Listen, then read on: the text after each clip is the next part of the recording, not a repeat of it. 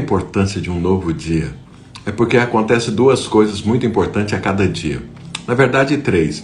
Todos os dias as misericórdias do Senhor são renovadas, ou seja, a graça do Senhor é estendida, é multiplicada na sua vida e na minha. E eu tenho a oportunidade de desfrutar de Deus e tenho a oportunidade de ser bênção na vida das pessoas.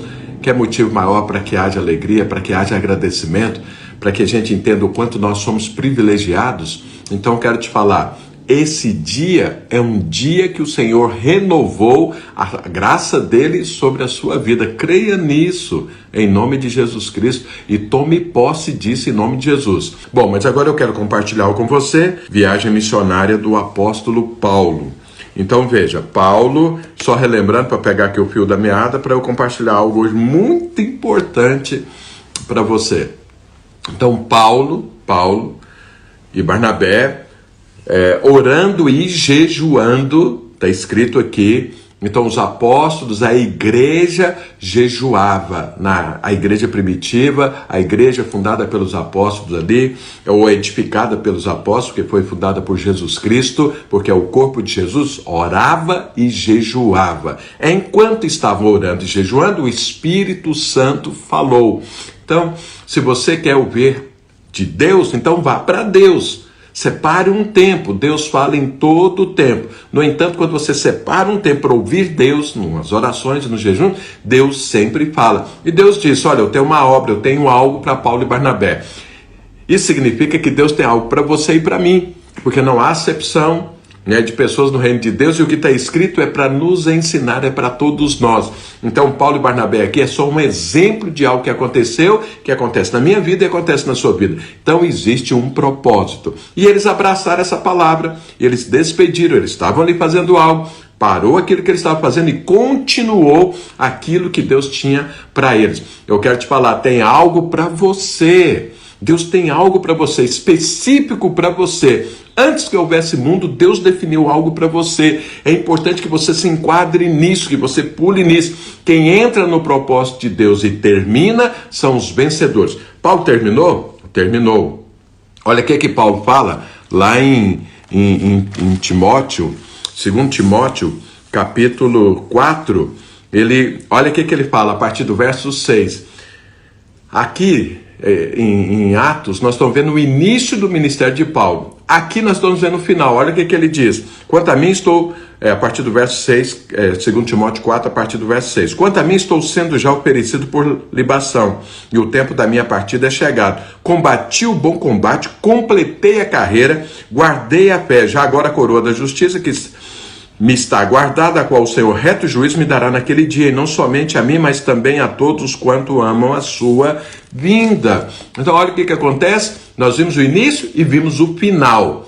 Paulo foi um vencedor porque ele terminou a carreira. Você também é um vencedor porque você vai terminar a sua em nome de Jesus, porque ele falou, não é só a mim, é a todos quanto amam a vida de Jesus. Esse todos quanto amam a vinda de Jesus significa o seguinte, você está focado na eternidade, está focado em Jesus, está olhando para Jesus. O que te interessa depois da conversão chama-se Jesus Cristo. Esses que estão assim vão terminar a carreira, e eu espero em nome de Jesus que você termine. Jesus terminou a carreira dele na terra, está consumado, significa terminou. Paulo falou, completei a carreira.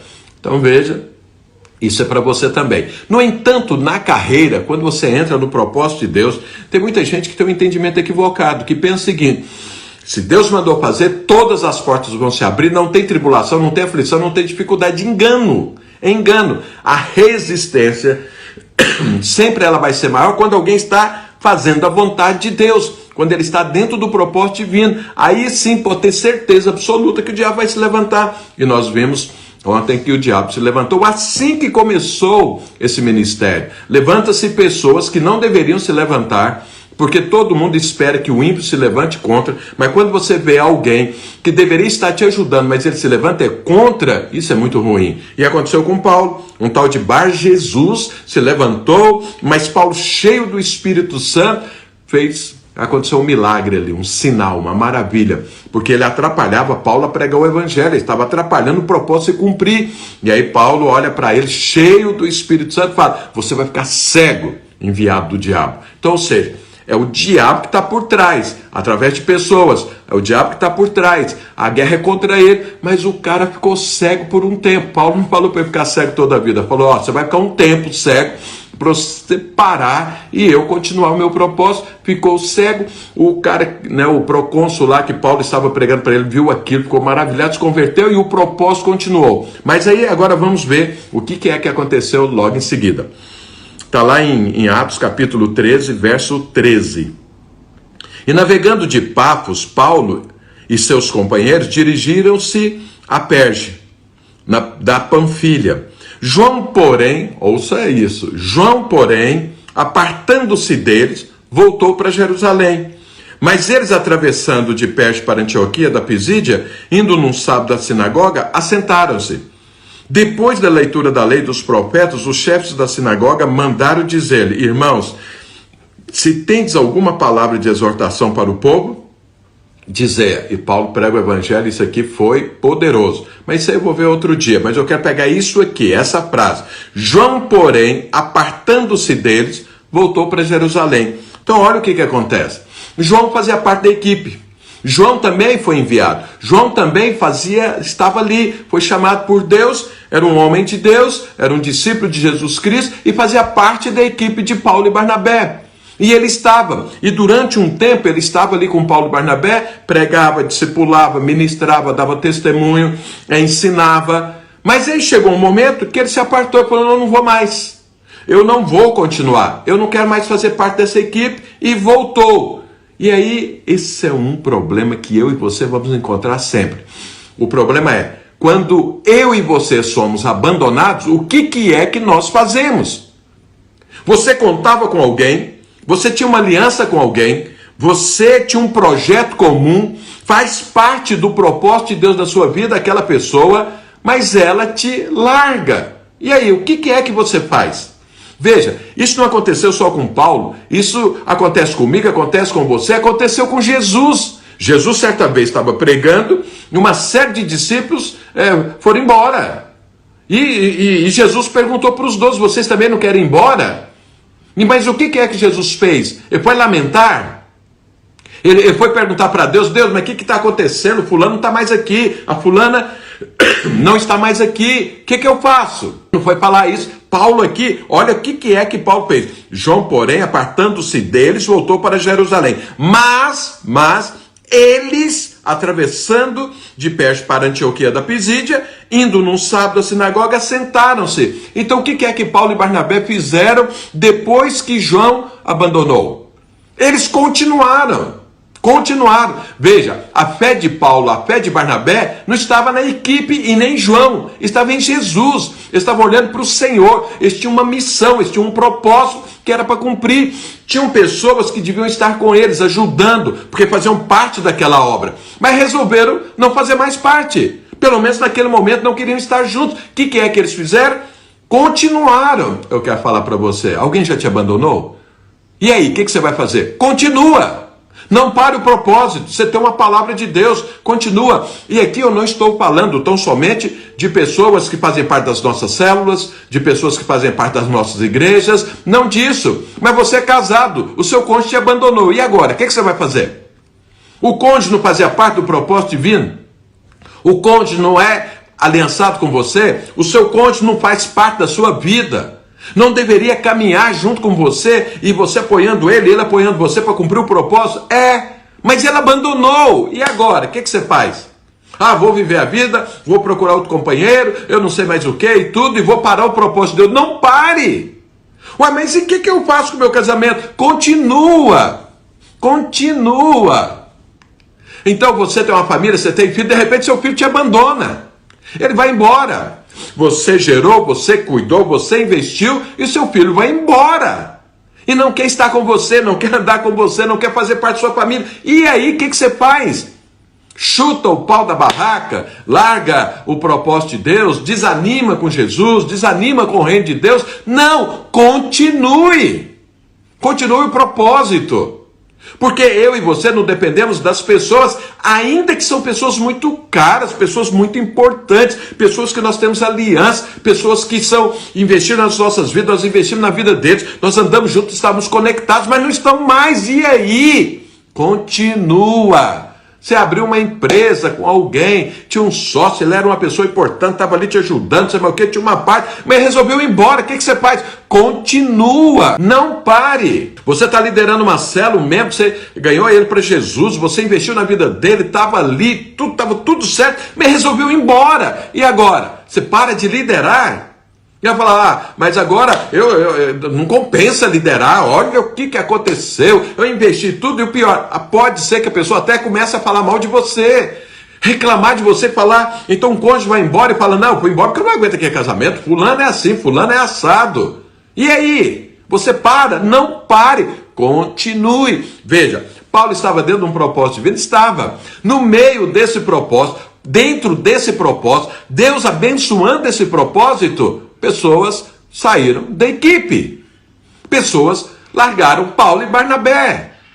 Então veja bem, isso faz parte? Não deveria, mas faz. Um cônjuge deveria ir embora? Não. O casamento é para toda a vida, mas foi. E aí?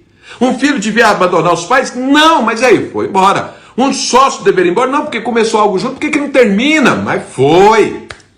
A sua carreira profissional, você tinha alguém que você se inspirava nele ou nela e tudo, e essa pessoa te orientava, te ajudava e tudo, de repente ela te larga. E agora, a sua carreira profissional terminou porque alguém não é mais o seu coach, não é mais a sua fonte, não é mais aquele que te orienta? Não, continua. João, aqui era João Marcos, que era aparentado do próprio Barnabé, era primo de Barnabé.